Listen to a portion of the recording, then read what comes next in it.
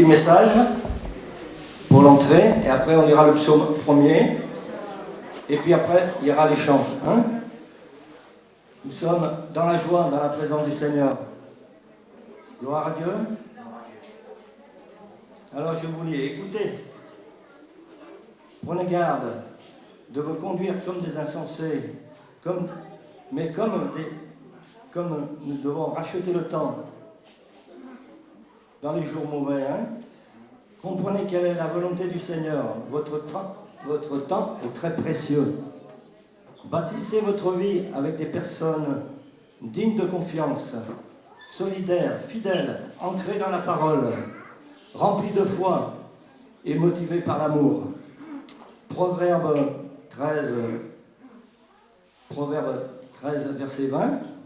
Celui qui fréquente des sages devient sage, mais celui qui se plaît avec les insensés s'en trouve mal. Je vous lis le psaume 1. Heureux l'homme qui ne marche pas selon le conseil des méchants, qui ne s'arrête pas sur la voie des pécheurs, et qui n'assied pas en compagnie des moqueurs, mais qui trouve son plaisir dans la loi de l'Éternel, qui la médite jour et nuit. Il est comme un arbre planté près d'un courant d'eau, qui donne son fruit en sa saison, et dont le feuillage ne se flétrit point. Tout ce qu'il fait lui réussit. Il n'en est pas ainsi des méchants. Ils sont comme la paille que le vent dissipe. C'est pourquoi les méchants ne résistent pas au jour du jugement, mais les pécheurs dans l'assemblée des justes. Car l'Éternel connaît la voie des justes, et la voie des pécheurs mène à la ruine. Seigneur, merci encore pour ces instants dans ta présence. Seigneur, merci parce que nous savons que tu nous aimes, que tu nous as aimés le premier, que tu nous as donné ta vie. Seigneur, nous savons que, Seigneur, tu es présent au milieu de nous et tu vas conduire ces chants, Seigneur, tu vas conduire, oh mon Dieu, cette louange pour ta gloire. Merci encore de bénir, Seigneur, ces instants et que à toi revient toute la gloire, Père Saint, dans le nom de Jésus. Amen. Amen.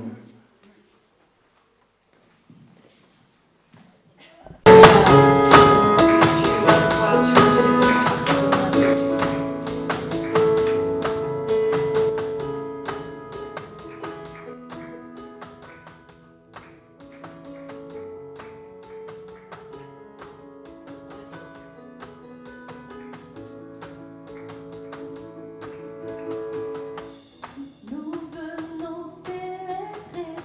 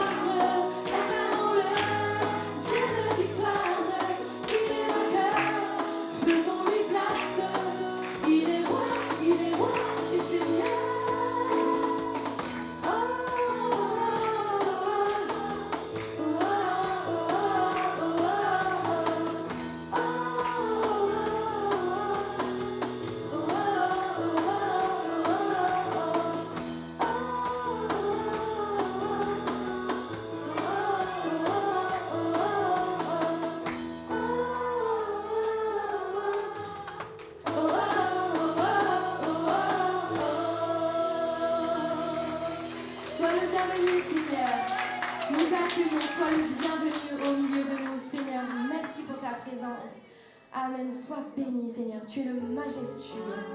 Tu es le souverain. Tu es tout-puissant. Tu es saint. Je veux passer en mon cœur ta sainteté ce matin. Que tu es majestueux. Que de ton ciel de gloire, tu nous regardes et tu es heureux de nous voir rassemblés en ton nom. C'est vrai, frères et sœurs, le cœur du Père est dans la joie ce matin de nous voir assis ensemble. Nous pouvons chanter avec les anges ce matin. À toi la gloire.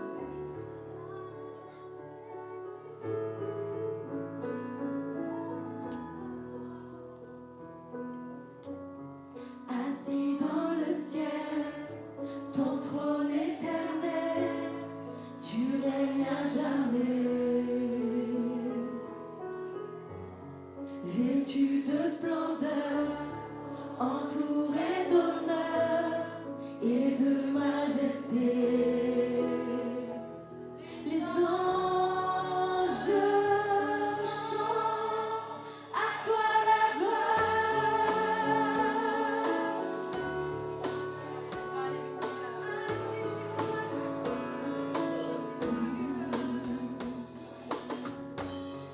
Les cieux et les terres, la vie, la lumière, nous parlent de toi.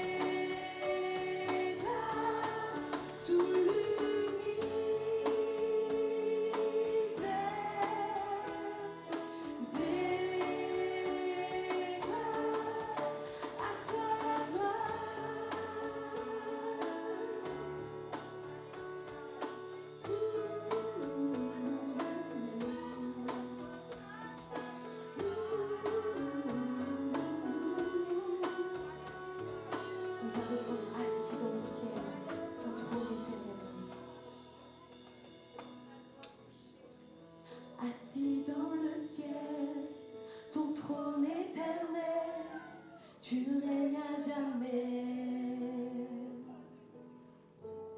vêtu de splendeur, entouré d'honneur et de majesté. Les anges chantent à toi la gloire.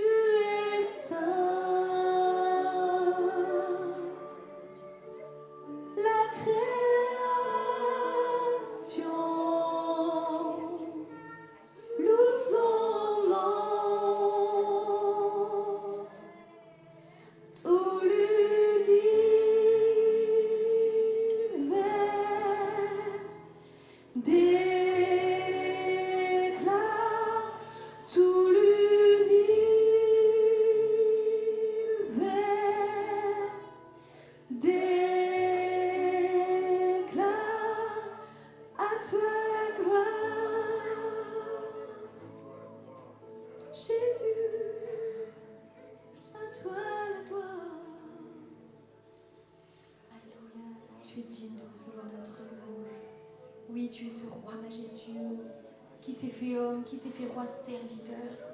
Tu es venu sur cette terre pour payer le prix à notre place. Oh, tu mérites notre louange ce matin. Alléluia. Sois béni, Dieu.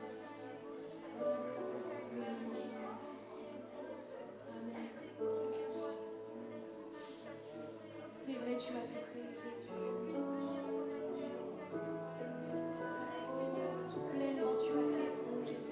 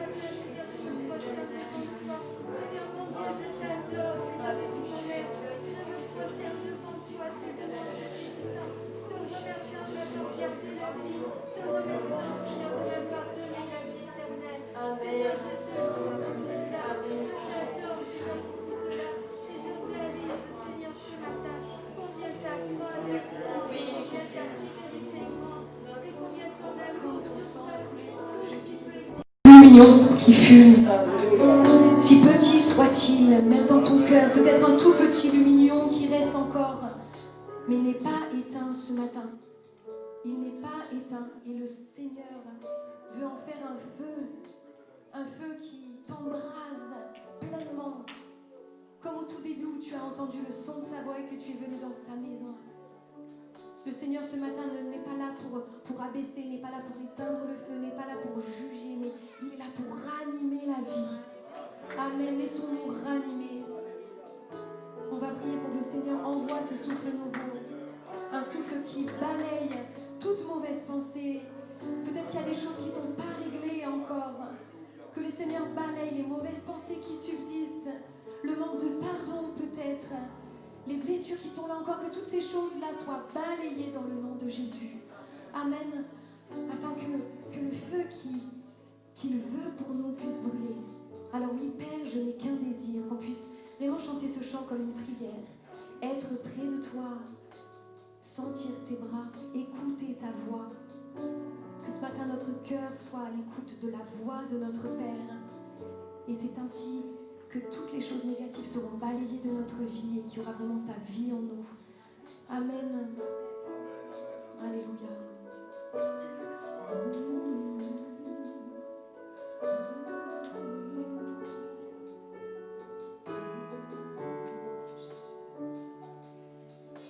Et Père,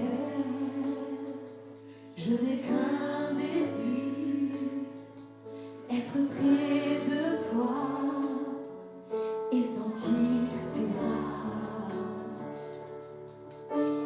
Père, tu as envoyé ton Fils bien-aimé pour quiconque croit. Saint-Esprit qui donne vie, ranime en moi ce feu pour toi. Saint-Esprit, viens par ta pluie, rafraîchis-moi et envoie un souffle nouveau.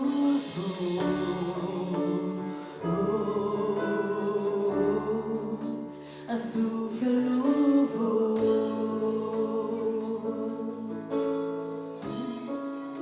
Un souffle nouveau.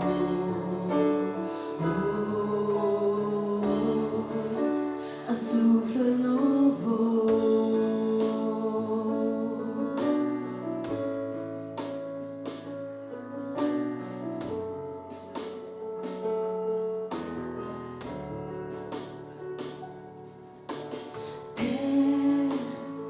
Je n'ai qu'un désir, rester près de toi, écouter ta voix.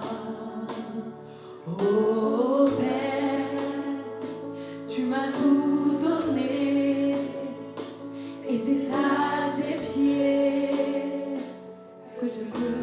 Père, je n'ai qu'un désir. Oh Père, je n'ai qu'un désir, rester près de toi.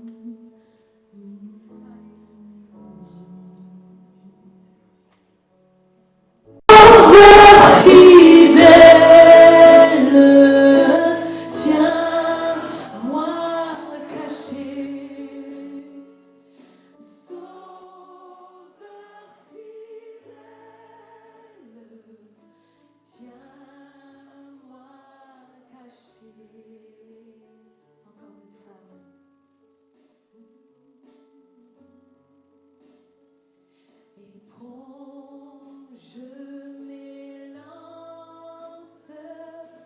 pour te servir.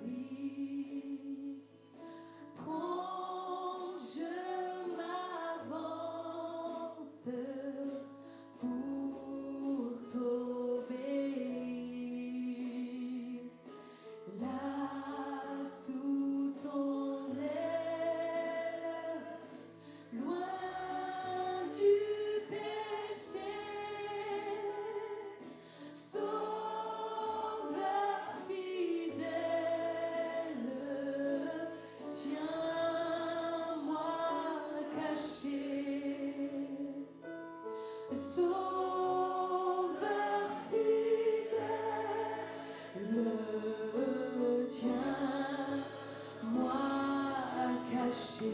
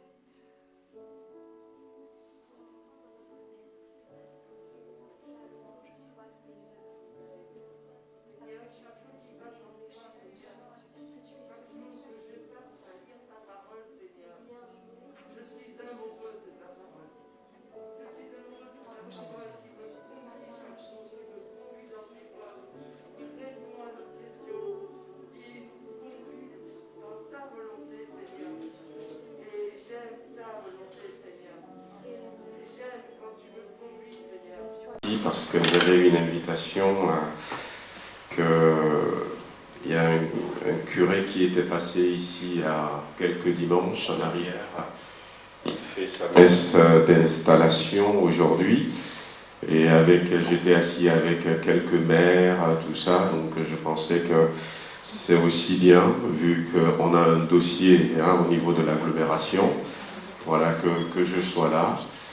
Au début, c'était Bertrand qui doit intervenir aujourd'hui, mais une urgence l'a poussé à partir pour Lille. Du coup, voilà, je pensais revenir, mais merci Seigneur, je crois que vous aviez passé de bons moments. Voilà, donc j'ai pas écouté les chants, mais je pense qu'ils étaient magnifiques. Voilà, donc Daniel et puis Momo que j'ai écouté. Merci Seigneur. Je crois que le Seigneur, il utilise les situations, les circonstances pour nous parler, pour parler surtout à quelqu'un. Je crois que dans tout ce qui a été fait, eh bien, des cœurs ont été touchés, amen. Voilà, donc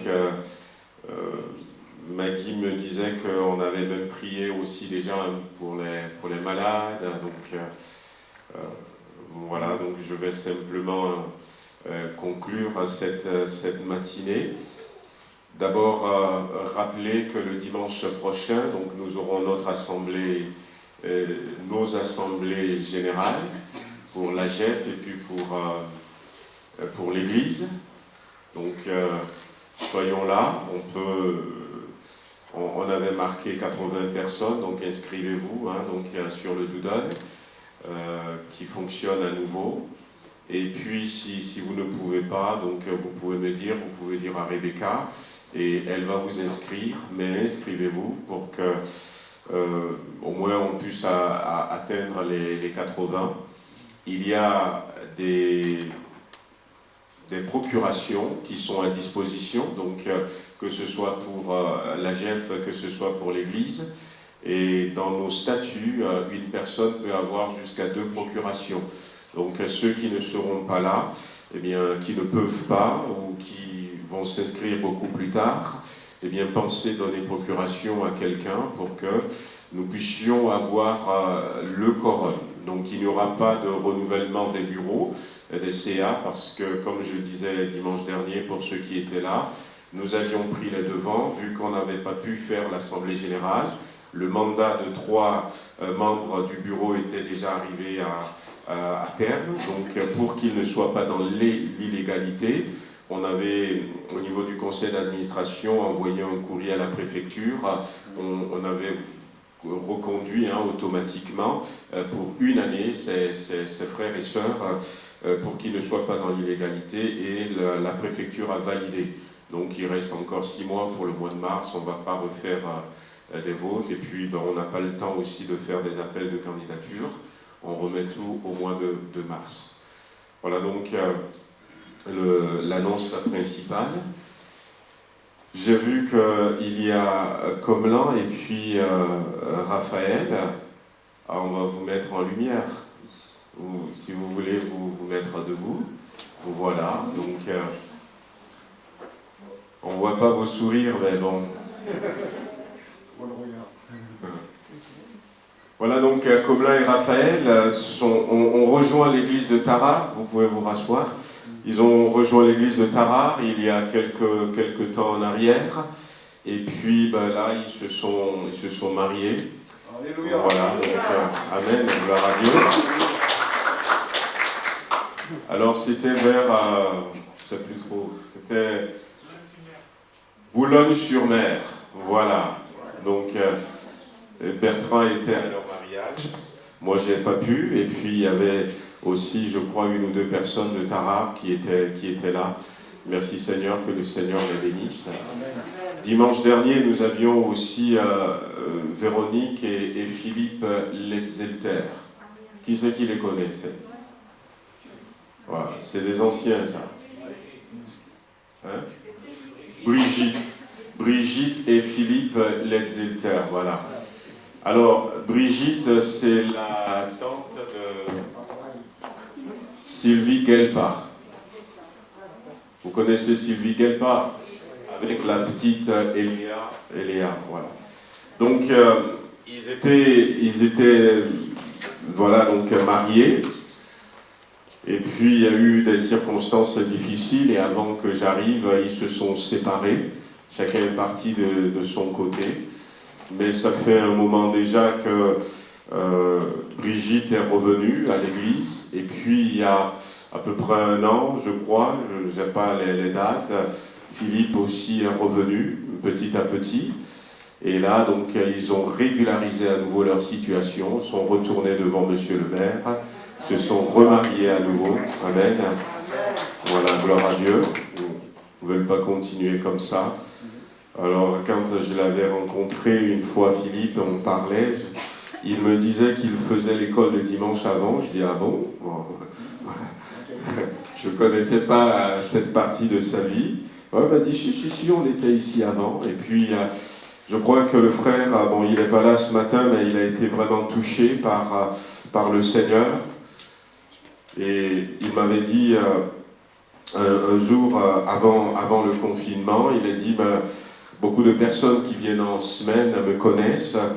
J'aimerais un jour, un mardi ou un vendredi en semaine, demander pardon pour ceux que mon attitude a pu blesser, a pu offenser. Voyez-vous, donc il y a eu quelque chose qui s'était passé, merci Seigneur. Et voilà, ils se sont remariés. Donc quand vous allez les voir ensemble, félicitez-les. Amen. Amen.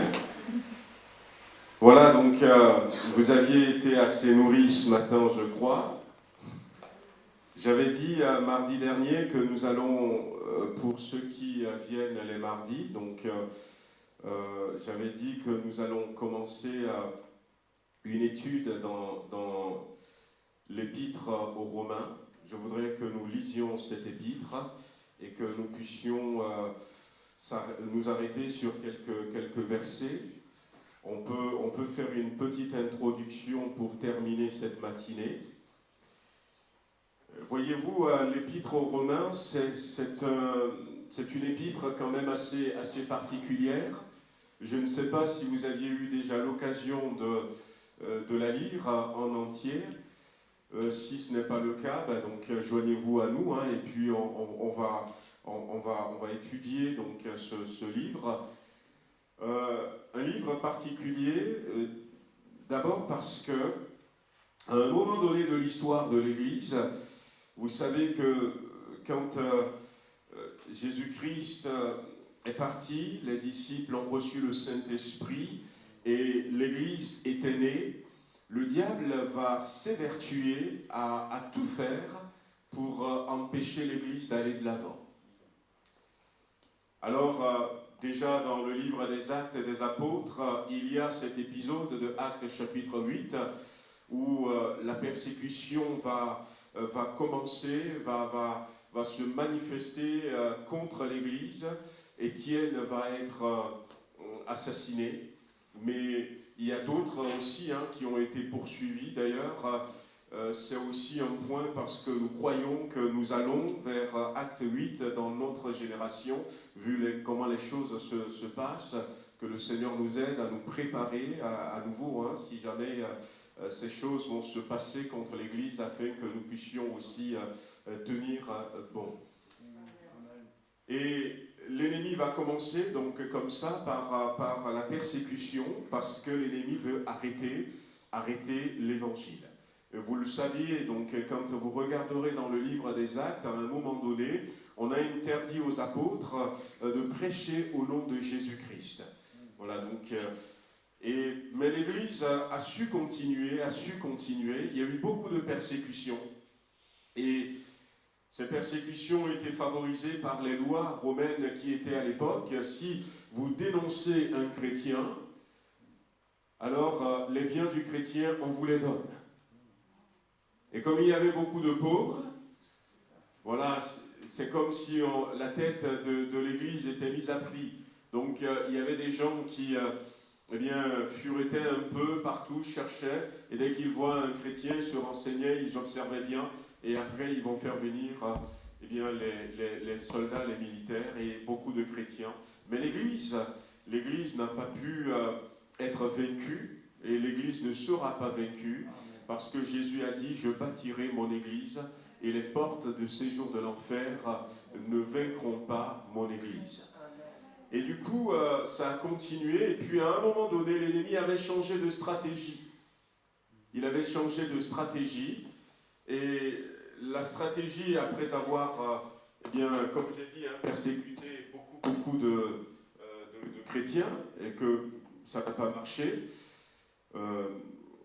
les apôtres Paul, tout ça, ils ont été martyrisés, mais l'Église a continué. Du coup, ce qui s'est passé, c'est que la stratégie, c'est d'endormir les chrétiens.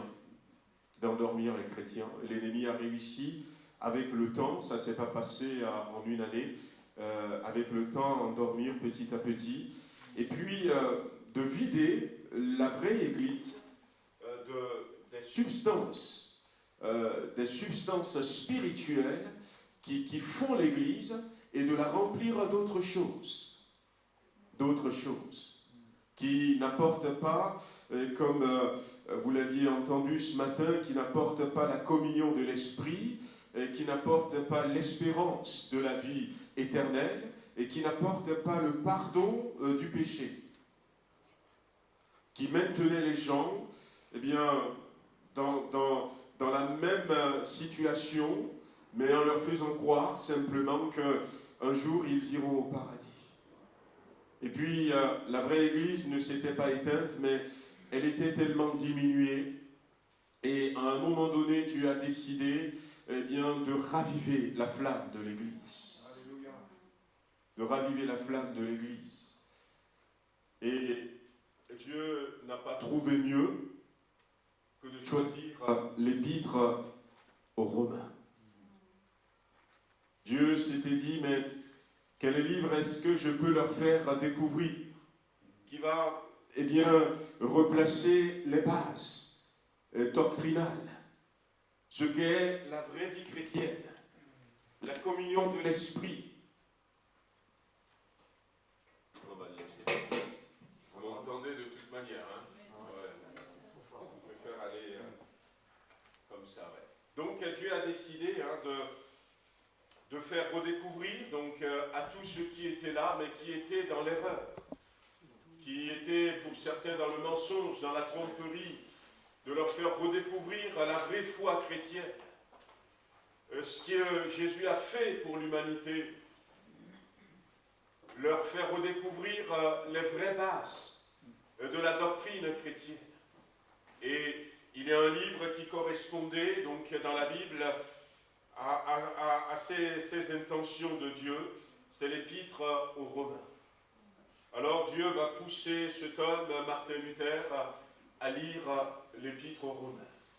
Et quand il l'a lu, eh bien, toute confusion a été écartée, il a été éclairé, il a reçu une lumière, il a compris qu'ils étaient dans l'erreur. Et au début, il a voulu réveiller donc l'Église, il a voulu réveiller ses compatriotes, il a voulu leur dire, mais regardez, eh bien, on s'était endormi, on était dans l'erreur. Voici ce que dit la Bible. Mais il s'était heurté à des oppositions. Certaines personnes n'aiment pas le changement, et finalement est né ce mouvement protestantisme, le protestantisme qui était né, et puis qui va évoluer, qui va venir jusqu'à nous. Donc ce livre de l'Épître aux Romains, donc c'est un livre, je crois, qui est cher au cœur de Dieu, parce que Dieu savait qu'au travers de ce livre, il va replacer les choses. Et c'est bien, avant de repartir, dans notre vie de chaque jour, et si jamais l'occasion s'offre à nous, on ne sait pas comment seront les jours qui sont devant nous, avant de peut-être continuer à nouveau, c'est bien peut-être dans cette période où nous avions fait une pause, que nous puissions prendre du temps pour essayer de redécouvrir quelques bases doctrinales, quelques éléments fondamentaux qui font la foi du véritable chrétien. L'épître de Paul aux Romains, c'est bien Paul qui l'a écrit, mais la particularité de cette épître aussi, c'est que Paul n'a pas fondé l'Église de Rome. Paul n'était pas intervenu dans la naissance de cette Église. Paul était intervenu pour l'Église de Corinthe. Épaphras, qui était un de ses compagnons, va intervenir pour l'Église de Colosse. Paul était à Éphèse. Il avait contribué à l'ouverture de plusieurs églises. Mais non, pas l'Église de Rome. Et même en écrivant cet épître à Rome, jusque-là, Paul n'a jamais été à Rome. Il n'a jamais été à Rome. Il avait le désir, un grand désir d'aller à Rome.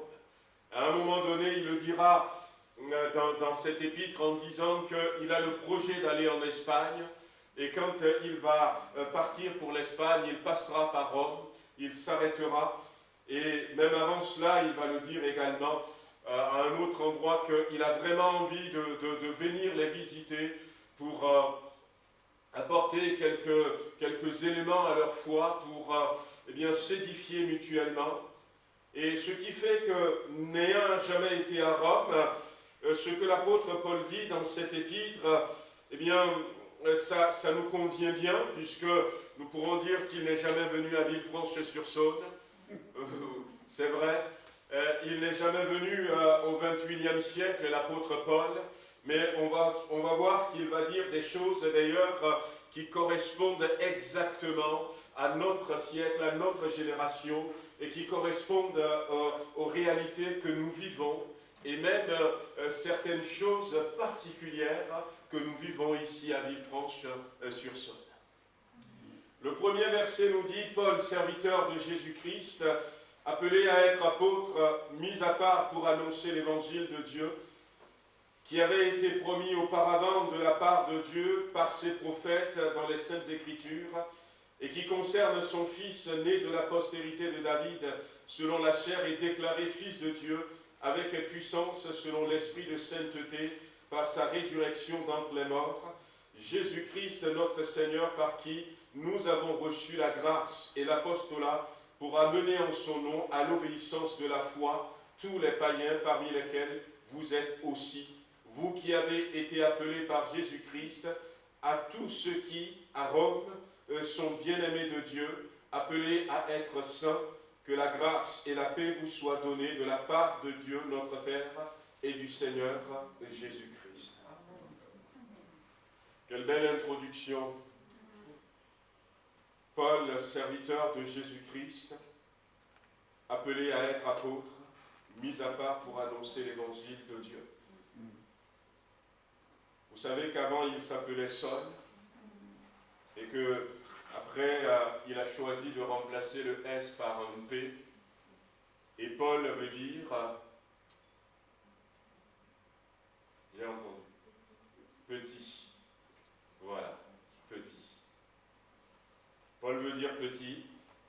Et il avait choisi cela parce que quand il avait découvert l'évangile, il a découvert Jésus-Christ, il s'est vu petit. Il s'est vu petit, il s'est vu, j'allais dire, insignifiant. Il va utiliser pour lui-même des termes comme l'avorton. Le frère parlait tout à l'heure et il parlait de ne pas être orgueilleux, de ne pas gonfler sa poitrine. Et cet évangile place Dieu tout de suite au-dessus de nous. Au-dessus de nous. Oui, et il va continuer en disant serviteur de Jésus-Christ. Donc c'était une traduction noble. Sinon, la traduction littérale dira esclave de Jésus-Christ. C'est le mot doulos qui a été utilisé ici en grec pour serviteur. Donc, le petit, esclave de Jésus-Christ, mais appelé à être apôtre. Appelé à être apôtre.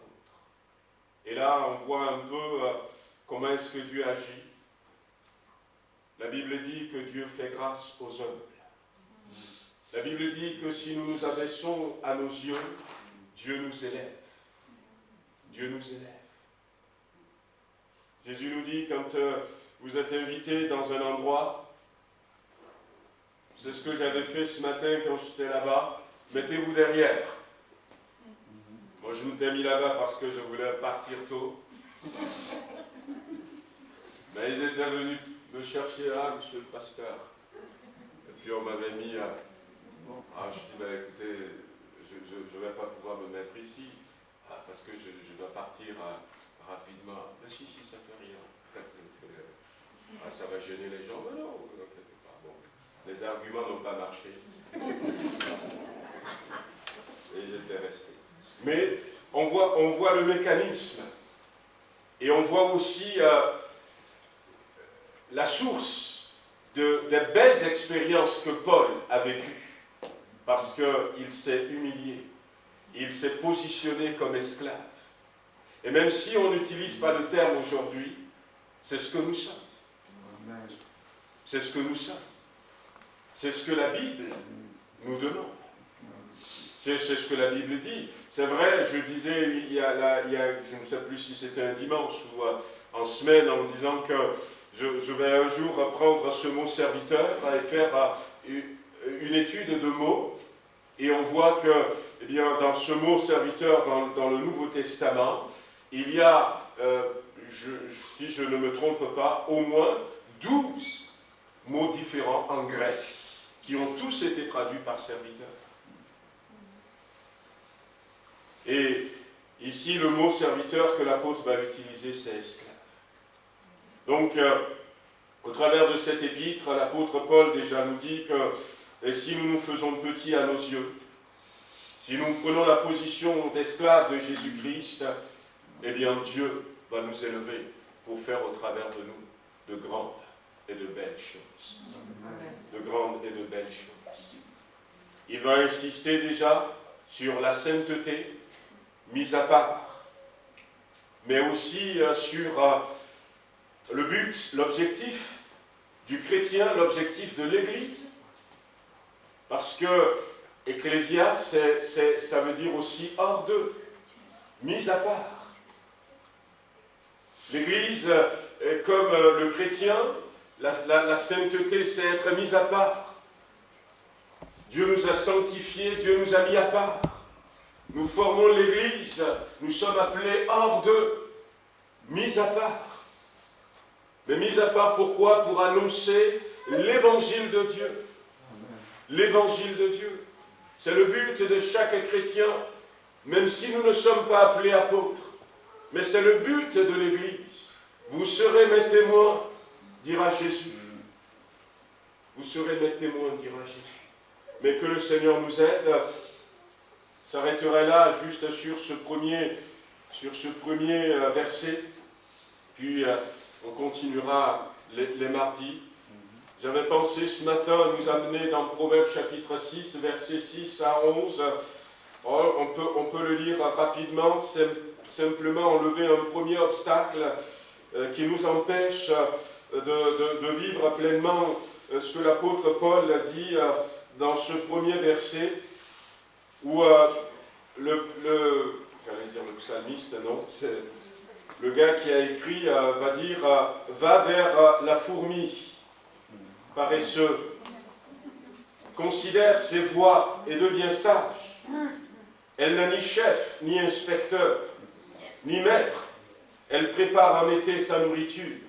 Elle amasse pendant la moisson de quoi manger. Paresseux, jusqu'à quand seras-tu couché? Quand te lèveras-tu de ton sommeil? Un peu de sommeil, un peu d'assoupissement, un peu croiser les mains pour dormir, et la pauvreté te surprendra comme un rôdeur, et la disette comme un homme en âme. Et je disais que peut-être ce à quoi nous avons besoin de faire attention ces derniers temps, c'est la paresse. Dieu veut que nous soyons mis à part, Dieu veut que nous soyons sanctifiés. Dieu nous met à part pour l'annonce de l'Évangile.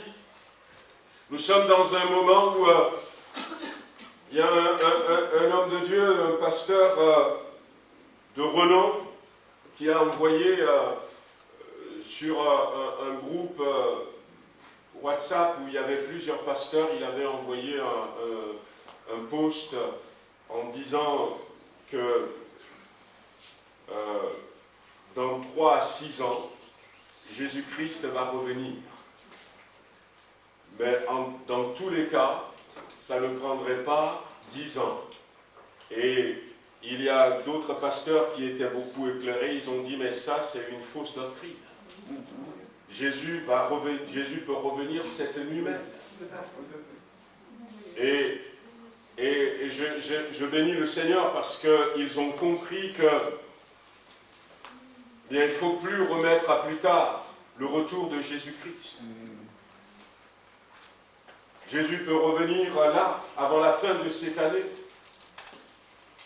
Et avant le retour de Jésus-Christ, nous avons besoin de nous réveiller. L'apôtre Paul le dira dans Romains. L'heure maintenant est au réveil. Réveillez-vous maintenant parce que le salut est proche de vous. Et si nous voulons vivre de belles choses pendant le peu de temps qui nous reste, de belles expériences, si nous voulons être cette Église, ce chrétien, cette chrétienne, ce saint, cette sainte de Dieu qui va vraiment toucher le cœur d'autres avant qu'il ne soit trop tard, peut-être que nous devons faire attention à la paresse.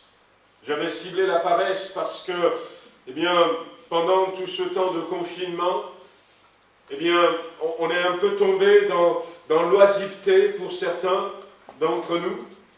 Et une des synonymes de la paresse, c'est ça, c'est l'oisiveté. La paresse nous parle de l'inactivité. On ne venait plus à l'église, on ne venait plus aux réunions. Et petit à petit, on est tombé dans une certaine mollesse. Faisons attention de ne pas rester dans cet état. L'apôtre Paul nous appelle à nous lever, à rentrer dans l'objectif que Dieu a pour nous. Nous sommes là pour être des lumières. Nous sommes là à cause de l'évangile de Jésus-Christ. Et vous savez une chose, si Jésus n'est pas encore revenu, C'est parce que Dieu désire, et c'est Pierre qui va nous le dire, que des hommes soient encore sauvés. Alors, je vous disais que nous allons vers une période de Acte 8, et c'est vrai, je ne vous mens pas, vous allez voir, ça va arriver. Ça a commencé déjà. Un peu partout dans le monde, on sait qu'il y a de la persécution, mais ça s'est intensifié ces derniers temps. On a commencé à persécuter des églises en Californie. Et quand ça atteint les États-Unis, ça se répand dans le monde entier. Ça va venir, frères et sœurs. Ça va venir. Mais si nous voulons vite partir, je parlais avec des membres de ma famille et puis on parlait de ces temps difficiles qui sont devant nous. Et puis il y en a une qui me dit, mais pourquoi est-ce que Dieu, sachant tout ça, a permis que nous soyons là dans le monde en ce moment? Mais il y a la possibilité d'échapper à toutes ces choses, que l'Église évangélise.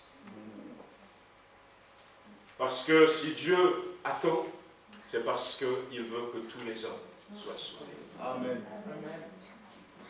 Plus nous allons rester dans la paresse, plus nous allons rester dans l'inactivité, dans l'oisiveté, plus nous allons rester dans cette mollesse et ne pas se secouer et se réveiller, plus les choses vont durer et les chrétiens vont souffrir. Les chrétiens vont souffrir. Ouais, la fourmi prépare en été sa nourriture. Bientôt, il se fera nuit. C'est le moment où jamais, où nous avons besoin, de dire, Seigneur, tu m'as mis à part pour un but. Je veux véritablement accomplir ce but. Amen. C'est le moment, frères et sœurs, où jamais nous avons besoin de nous humilier plus que jamais devant Dieu. C'est le moment où nous avons besoin, de se positionner comme serviteurs.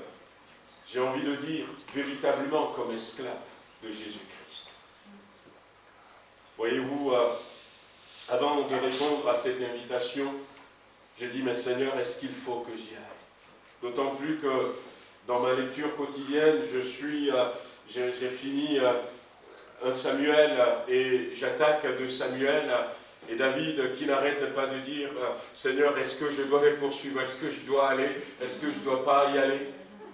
Et je me dis, mais il se met dans la position d'un vrai esclave, d'un vrai serviteur. Apprends-moi à me mettre là. Seigneur, regarde, il m'invite, est-ce que je dois y aller? J'ai partagé ça avec quelques personnes pour avoir la confirmation de ce que j'ai sur mon cœur. Nous avons besoin, moi c'est juste un exemple, mais dans nos choix, dans nos décisions, c'est le moment, frères et sœurs, de se positionner comme des serviteurs, comme des servantes, comme des esclaves de Jésus-Christ, de se faire petit et de dire, utilise-moi pour l'objectif pour lequel tu m'as mis à part. Et que le monde soit vite sauvé pour que nous puissions partir. Amen. Voilà, ça complète un peu ce que mon frère a dit ce matin. Vous le savez, donc le tronc est derrière pour les offrandes. On va baisser les têtes et puis on va remercier le Seigneur. Nous voulons te bénir encore, Seigneur notre Dieu, pour la manière dont tu as choisi de conduire les choses ce matin. Croyons que dans tout ce qui a été fait, tout ce qui a été dit, tu as touché les cœurs. Nous te bénissons pour chacune de nos vies. Continue de nous enseigner par ton Esprit Saint. Et au moment où peut-être certains vont reprendre la lecture de cette épître aux Romains, parle à chacun d'entre nous. Amen. Parle, Seigneur, à quelqu'un de manière précise, comme tu as parlé à Luther. Amen. Il y a un peu plus de 500 ans. Parle, Seigneur, par ton Esprit Saint, et donne-nous de mettre notre vie en règle avant qu'il ne soit trop tard. Amen. Béni sois-tu, Seigneur, accorde à chacun d'entre nous une bonne semaine bénie. Amen. Dans le beau et précieux nom de Jésus. Amen. Amen, Seigneur.